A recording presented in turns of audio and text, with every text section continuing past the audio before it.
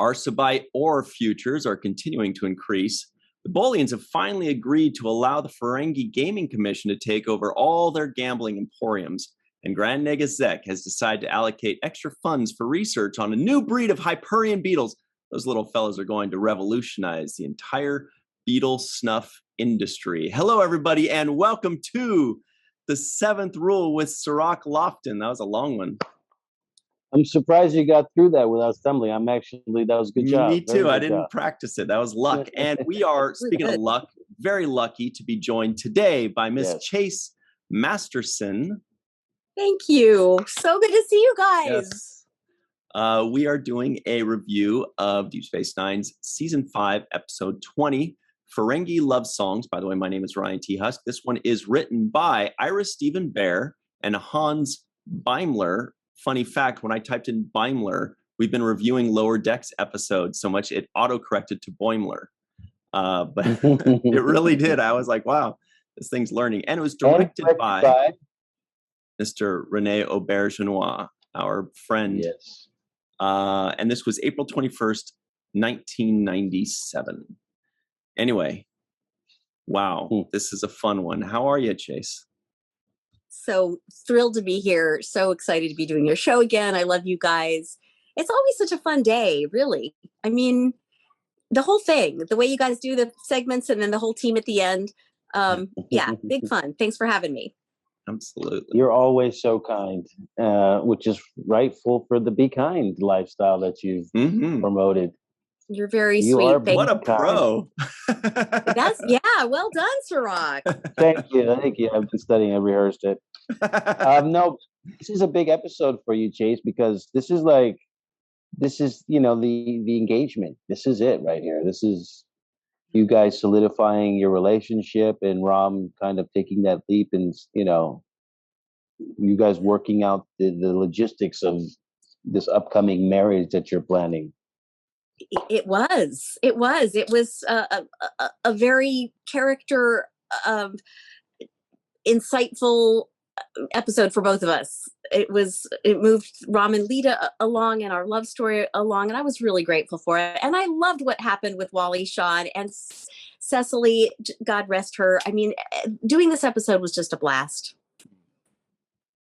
Yeah, I think that there's a lot of themes in here that they covered specifically about women's rights and how women are treated in society. In the documentary, they talked about some of the issues that they touched upon on this show with religion and racism. And I think they really did a good job also with women's rights by taking it into the characters, into the Ferengi world that, obviously are so chauvinistic about how they treat women. Yeah. So they're really able to deal with these absurd concepts that have been, in our tradition and in our culture of how we treat women and how we're supposed to look at women and the roles that they're supposed to be playing and how we've defined those roles. And I think that, your character, along with Moogie's character, are not willing to accept those roles. And I think that's what makes you really outstanding, strong characters on the show. Thank you. That's so lovely to hear. I think what they did in terms of having Lita and Moogie be strong and really determined to do what we were doing, each of us were doing in this episode was very important. It was forward moving, even in terms of television for that time. It was really great because we weren't the characters who were strong wearing it on our sleeves like Kira, but we could be strong in other ways. Strong in our convictions. Lita was strong in her love for Rom. Moogie was strong I loved Ira and Han's twist of the fact that Moogie was really running the Ferengi Empire. And, she was made out to be by Quark. She was made out to be this gold digger. But really, she was the brains behind the whole operation. And it was perfect and so well played by Cecily. And what a great message, Women are not what they may seem to the old-fashioned male gaze. Mm-hmm. There was a line in there, and I don't think I wrote it down, but I think Quark said, "You are the power behind, the king, or the power behind the throne. Negus, Power the throne." behind the throne. Right. That's what it was. And that's reminiscent of, the line behind every great man, or behind every good man, there's a great woman, or something like that. It just reminded me of that, where it's like, in this society where it's all about the men have to rule, it's like, yeah, and even the main ruler, the reason he's doing anything right or doing anything well enough to work is because of the lady behind him whispering in his ear and pulling the strings. Best. Whispering in his huge hairy ears. Yeah, but you had a line too, Chase, and one of your lines was, a marriage is about sharing everything, including money, right? And I think that's a poignant thing, because we always, the conception is that you don't want to share everything, right? It's difficult. Like, this is my personal, this is mine, this is mine. I think we start that as a kid, mines, right? That's my toy, that's my bottle, those are my, right, whatever it is. And then your parents tell you as a child, no, you have to share, it's okay, be nice and share your toys, or share your pencil, or whatever it is that you're sharing, share something. But then, as then here we go right back to, this is mine, that's mine. And the idea of sharing something, I think, was big for what your character brought up. It's like, no, if we're going to merge our lives together, then we're going to have to merge them completely. We can't have certain exceptions on the table, or rules that I have to follow. And I like that, the way that you described that in this scene. Thank you. It is definitely an episode about sharing, and you're so right about, human nature. People do have that. It's, I think, survival nature in all of us, if we're honest. And then we learn that sharing is the way, and we all get benefit from that. And Rom could also have benefited from that. Lita was a hard working woman. It wasn't all about Rom's money and him sharing with me. I was, I was a breadwinner too. And so, and it really also went to the point of that our marriage is for keeps. And I don't want us to have an out button. Nothing against anybody who makes that decision in real life, but that's how Lita felt, and what she wanted. And especially having, broken up with the cute British doctor, that was saying something, that Lita was all in forever. Yeah, that's interesting. Yeah, and I also, sorry, I was just going to say, an out button, that's an interesting way to put it. Yeah, it does kind of sound like you're already planning for the demise before you even get into the thing. And I don't remember what WP&P stood for. I wish I'd written that down, because I'm sure it was something beautifully convoluted by the Ferengi. They always have funny things that they, like FCA and whatever. But sorry, what were you saying, Soraks? Oh, no, I was going to say the conditional love, unconditional versus conditional love. And, that's really what Lita was saying. She's like, my love is unconditional. You're not going to put conditions on me. You're not going to say, I need to do this, this, and this. If you want to love unconditionally, then I'm available for that. And I think the biggest offense that Rom said to you was like, you're a gold digger, you're only after my gold, And that was kind of offensive, because number one, he's not exactly the richest guy on the station. What do you think? I know. Yeah. If Lita was after gold, she probably could have done better. Yeah, like quote unquote. Yeah. Yeah, exactly.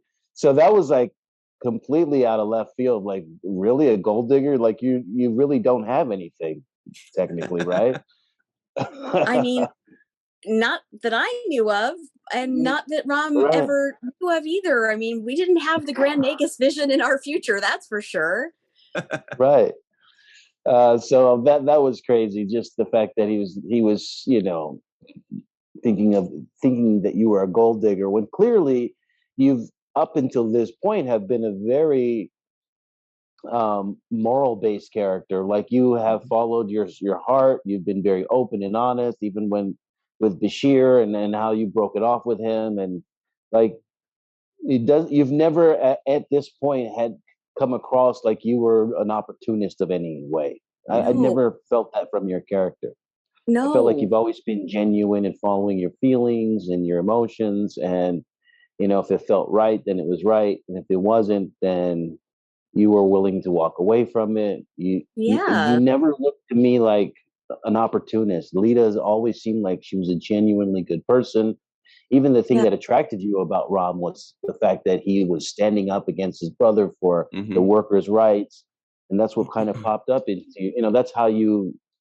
So that was what you found attractive about him. Was. yes, yes. And I just want to say, I know this episode is going to air later, but for us right now, you guys out in the audience, it's just after Labor Day, and I want to say how much I loved you guys sharing the meme of the bar association. There was something about Right, labor, right, yeah. like the boss needs you Mhm. rather than you needing the boss. Let's remember that. And a few Hmm. days ago, Biden said, America was built by the workers, the laborers. Mhm. And that's just such an important thing to keep in mind these days as we struggle to create a world where, as I say, a world where we can all live long and prosper. I mean, that Yeah. was what Hmm. attracted Lita to Ram. And it's an idea that's so important that in 2021, we're still struggling with that. Hmm. Apparently they were too in the future. When will we get it? Right? Because most of us are workers. Most of us are not in charge. Well, you guys have your own show. Most of us don't. And,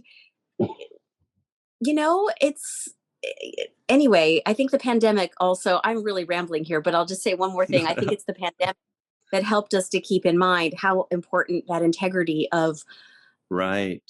hardworking people is. How important those people really Yes. are when we're allowed to say it, the shit hits the ceiling fan. Yeah. When when that hits, suddenly we're not like, I'm on the phone. Just can you finish your job? We're just like, thank you so much. We love you. Can I tip you? Hmm. What can I do for you? Yeah. Yeah, absolutely. So that was sexy about Rom is my loop back. Yes. Soraks, she also mentioned something about we have our own show. So that's where I got lost. When you said that, I was like, oh yeah, do we have a labor class in our So show? I think we are the workers of Yeah. our Yeah, I think so. It's show. both. It's It's a really weird, both, it's a So I'm we're weird both. sure. gray area, It's a but weird thing. maybe that's the wave of the future, is not having such rigid lines between the haves and the have-nots. For once ever, that would be great. Yeah, Hopefully it that's really would. more of a wave of the future, is allowing people to create, more of that in-between situation rather than, you know, getting pooped Yeah, on all day. pretty much. Yep. Yeah, one thing, what I like about what you bring out in Rom, you make Rom challenge his belief system, and you put a Mm. clarity to what Yeah. he's already. You make him clarify his position, so he has to, like, I see him like it's like a puzzle or a riddle always when he's dealing with Yes. you. Like, he's like, so I have to do this to get her to notice me. I have to do this. I have to do this. He's like trying to figure out how he can get your attention and your approval, right? So I Thank like you. that you bring that out of him. I think that's what makes it work so well between your two characters. Mhm. Thank you. That's so lovely. I guess that is what great relationships do, right? I mean, people bring out the best in each other. Mhm. That's why part of why we love the people we love is because they do challenge us. It's not easy, Mhm. but it's not supposed to be. Mhm. I Yeah, really yeah, he like that brings. Cirroc saying he's like working it out like a puzzle in his head, because you're right. And it was certainly written that way, but also definitely, as always, portrayed beautifully that way, where Ram is piecing it together slowly, and deliberately, but very Mm. deliberate. Like you see, he is very intentional, you know, like Yeah. there's nothing sneaky or disingenuous about him. He's just like, okay, well, this is how this thing works. I like her. How do I get this to go here? He's just kind of, you're right. Right. Yeah, I hadn't thought of it that way. It's I very, hadn't either. yeah, it's very, Yeah, it's a puzzle for him. So he's like, yeah, exactly. Case, you got it. Okay. Yeah. Yeah, because I noticed that when he was like counting the 2 piles of latinum. Remember, he had his latinum all spread out on the table, Mhm. and he was like, "I'm going to give her half of all my earnings."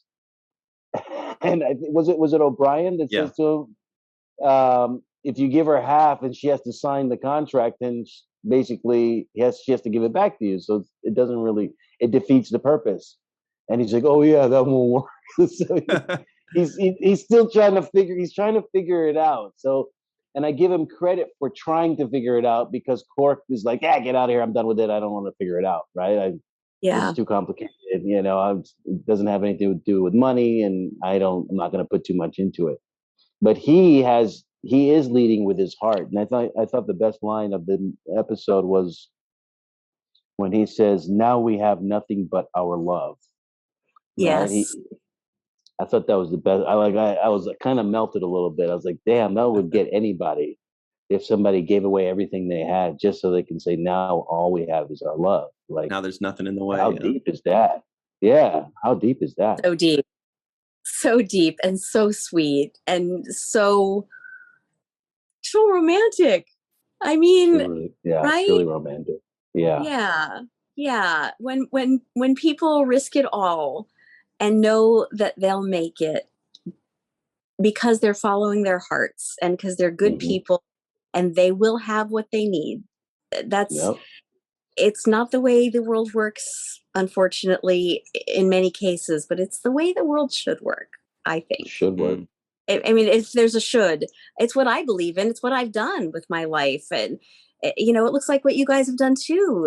Having careers where we don't have security. We don't have a lot of the things that a lot of people rely on. And we're blessed and grateful to have had some good jobs. But there's nothing that says, okay, you're all set. But we're following our hearts and grateful to have some success doing it, at least so far. And yeah, I don't know. I'm just, I'm rambling. What a shock. No, I would say that, in addition to what you're saying is like, Lita and Chase are very similar because that they are both principled people, right? Lita will not compromise her principles in order to satisfy somebody or get married or get ahead or whatever it is. She stays committed to her principles. And Chase, you have, dedicated so much of your life to the things that you believe, to the principles that you believe about giving back and being kind, and what you do with, your charity and, all the work that you do. So you have maintained those principles. You have built your foundation on principles and say, well, this is where I'm going to start. And business can start, revolving around these particular issues. And I'm not going to step out of bounds in order to, I'm not going to compromise myself in order to get ahead. I'm not going to sell myself short or be greedy or have any of these kinds of, attributes that make somebody, less likable. You have stayed with your principle of giving back, doing charitable work. And I think that your character and you have that in common.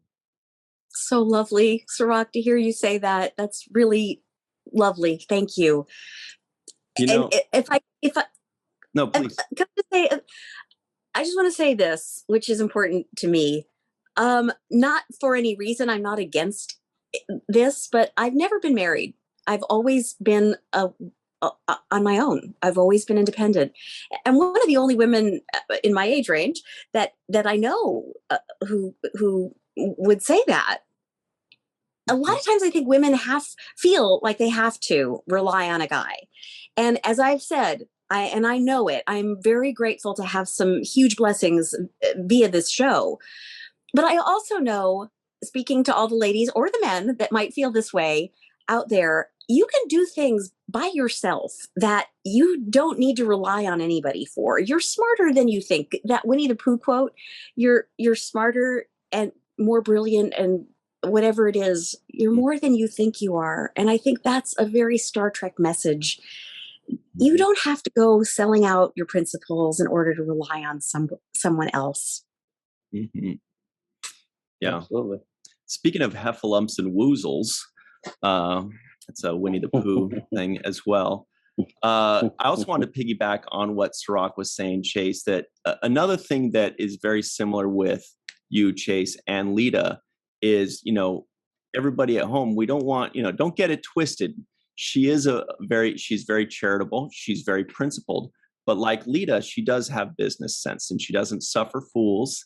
And she's very driven and ambitious. I mean, these are two very strong similarities between you and the character, in that there's success to be found doing what you are doing because you're driven and you're motivated and you've got that business sense. And so, I don't want that to be lost, that I think people are aware that you do work hard and that you are, an independent woman that's out there making things happen. And thank you. However, that being said, back to the charitable stuff, can you tell us a little bit about your coalition? Because we got to take our break in a few minutes. We want to make sure to talk about this because it's so cool and important. Thank you. That is so lovely. And I always appreciate the opportunity. And I'll keep this quick. One of the things that we teach with the coalition is skills to get through life. And a lot of times that does revolve around mental health skills, such as healthy identity and empathy and resilience. And it also revolves around conflict resolution. And some of those conflicts can be within ourselves. We don't have to defeat the external enemy a lot in our own lives, thank God. But we have, depending on your situation, we have to defeat internal enemies and internal villains, such as navigating loneliness, depression, anxiety, fear, self-doubt, shame, the imposter syndrome. All of those things are lessons that we teach with the coalition, like giving kids actual tools. Like, if you're feeling this, it can help to do this. Think about this story when you were motivated and you cheered for this character on screen who was up against these same issues. You can do that too. And so I think that ties in well with what we're saying here about us being our own heroes, us being heroes for ourselves and for each other. One of our mottos with the coalition is we turn struggles into strengths. So I'm grateful for that. And could I just say one other thing? Because I know we're going to end the segment in a minute. Last night was Star Trek Day, and yesterday all day.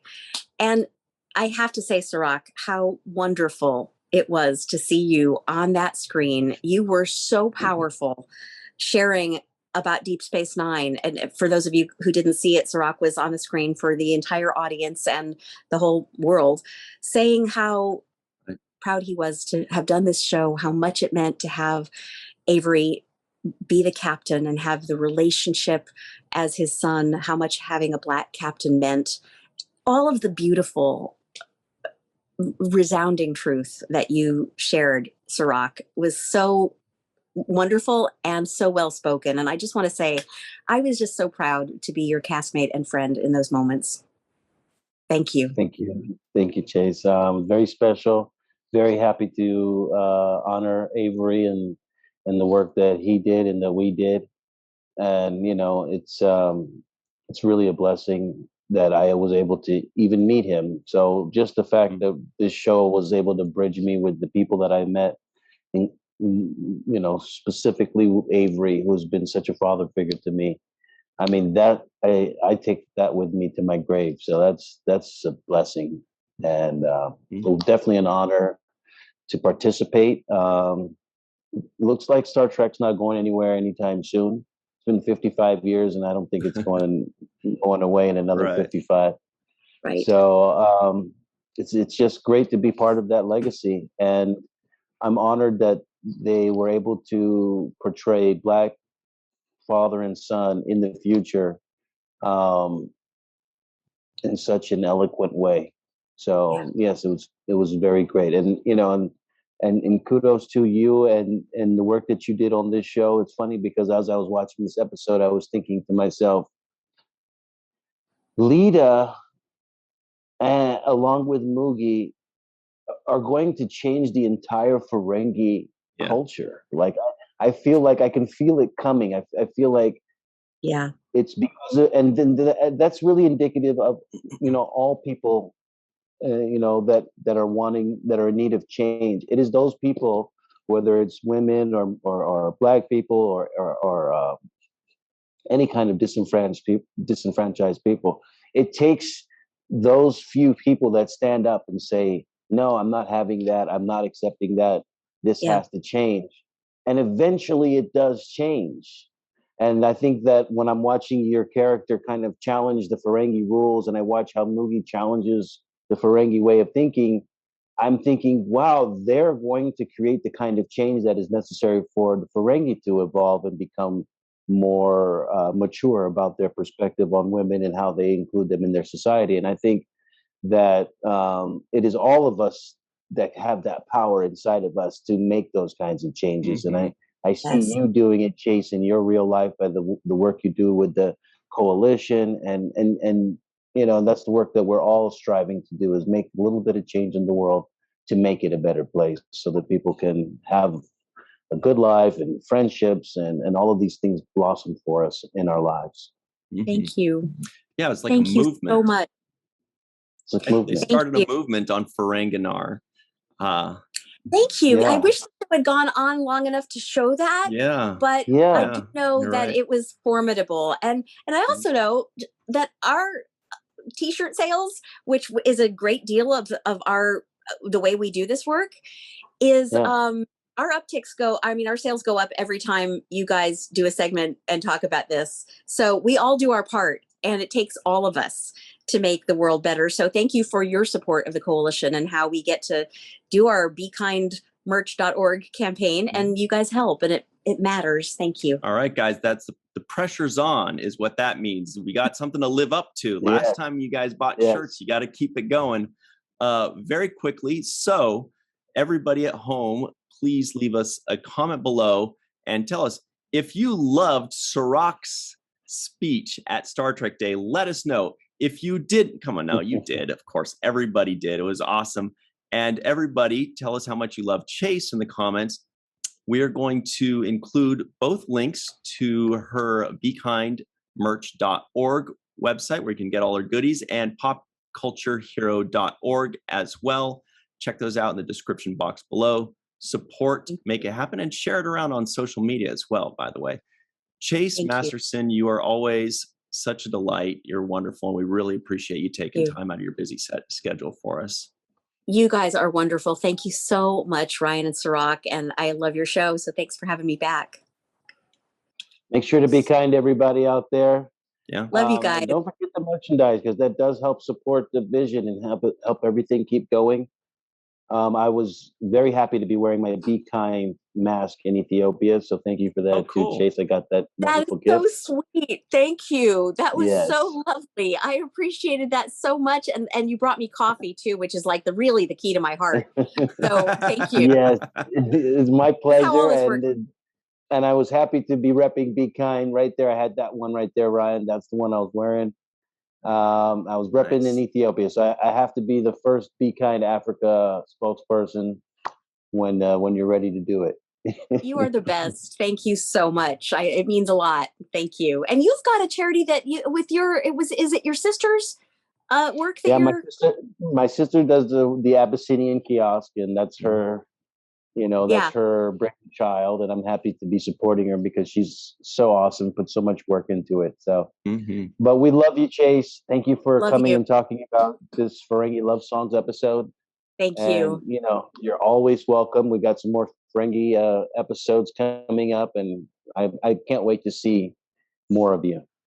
Thank you so much. It's always wonderful to see you. Truly. Thank you both. It means a lot. Absolutely. Thank you. And everybody at home, stick around. We're going to take a super quick break and we'll be right back on, guess what? The Seventh Rule. Now on digital and on demand, the new sci-fi thriller Zone 414 stars Guy Pearce, Matilda Lutz, and Travis Fimmel, set in a dangerous, dark colony of humanoids known as the City of Robots. When the colony's creator hires private investigator David Carmichael to track down his missing daughter, David teams up with Jane, a highly advanced AI, and together they travel through the city, uncovering a crime that calls into question the true origins of Zone 414. Stream Zone 414 instantly on digital and on demand today. It's rated R, but it's from Paramount Pictures, so you're going to love it.